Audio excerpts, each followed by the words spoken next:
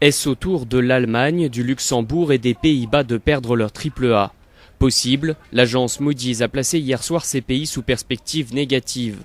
En clair, elle n'exclut pas d'abaisser leurs notes si la situation se dégrade. Cet avertissement ne panique pas les investisseurs, les bourses européennes restent stables ou en légère baisse. Cette dégradation n'est certainement pas un signal positif, mais ça n'influe pas trop sur les marchés. Parce que nous avons déjà observé dans le passé des décisions étranges de la part des agences de notation. Cette baisse de perspective n'aurait pas dû avoir lieu, mais dans un sens, c'était prévisible. Prévisible parce que la crise de la dette n'en finit plus d'inquiéter les analystes. Pour se justifier, Moody's explique qu'il est de plus en plus probable que la Grèce sorte de la zone euro et que de nouveaux plans de sauvetage soient nécessaires, pour l'Espagne et l'Italie notamment.